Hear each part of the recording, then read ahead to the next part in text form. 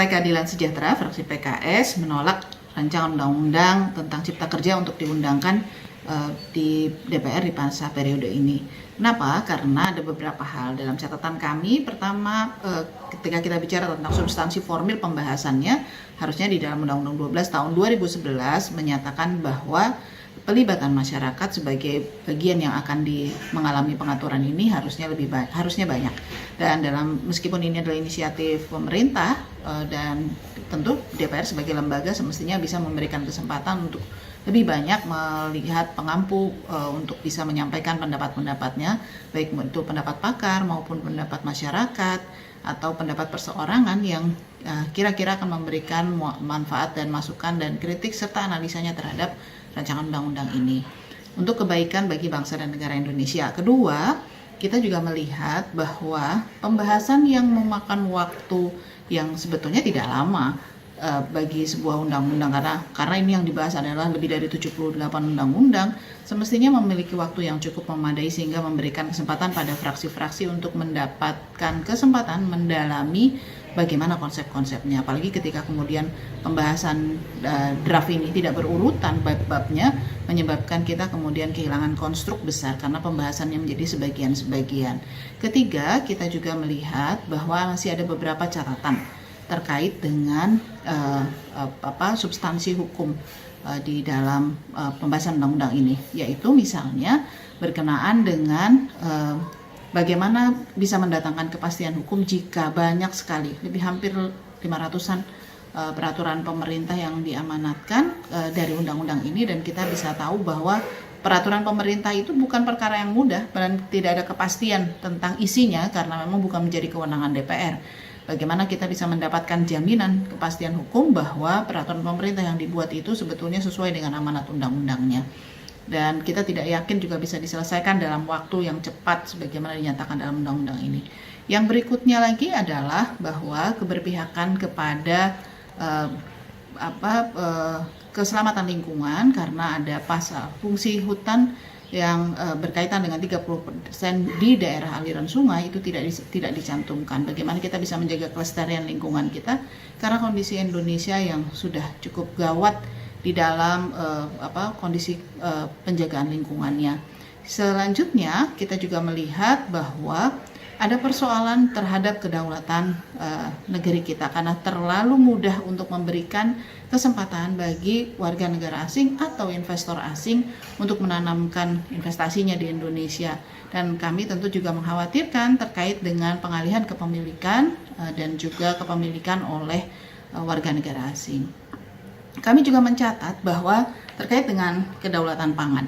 Kedaulatan pangan ini mestinya memberikan perlindungan yang sangat besar kepada sumber-sumber di dalam negeri. Tetapi karena dengan alasan bahwa ini adalah bagian dari masyarakat internasional, ada beberapa catatan yang justru menurut kami terlalu friendly, terlalu ramah kepada peraturan-peraturan internasional tersebut dengan segala konsekuensinya tentu, dan kita harusnya memiliki sistem yang membangun penguatan kedaulatan pangan di Indonesia agar kita tidak tergantung dari importasi.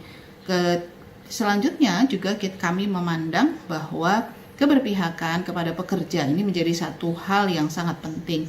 Dalam catatan kami, salah satu hal yang menonjol adalah kecenderungan berpihakan pada investor, pengusaha dibanding dengan pengusaha. Ini adalah ketika kita bicara soal pesangon bagi korban PHK.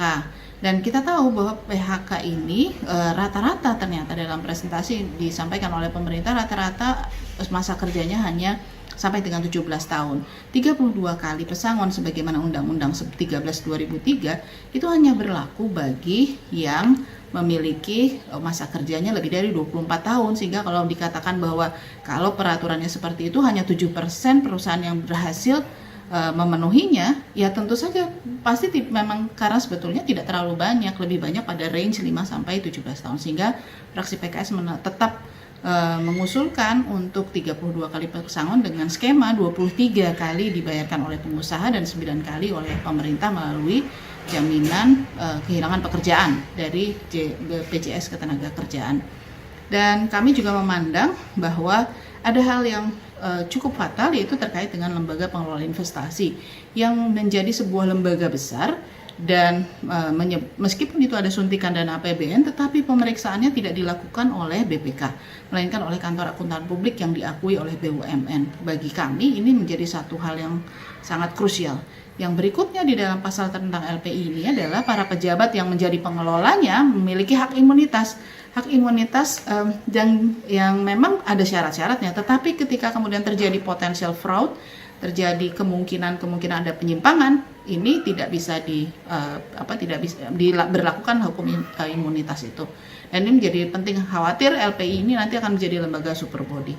Yang berikutnya lagi, undang-undang ini memang mengamanatkan ada beberapa badan baru, sementara Presiden sendiri menginginkan tidak mengurangi badan-badan. Jadi memang tidak matching juga sih dengan ini. Nah, dari sekian banyak dan masih banyak lagi sih sebetulnya catatan kami memandang bahwa penting bagi kami untuk tetap mengambil keputusan, mengambil sikap, meskipun kami juga mengapresiasi ada sejumlah hal-hal yang sudah diperbaiki, misalnya mencabut pasal 107 tentang kebolehan peraturan pemerintah mengganti undang-undang dan lain sebagainya.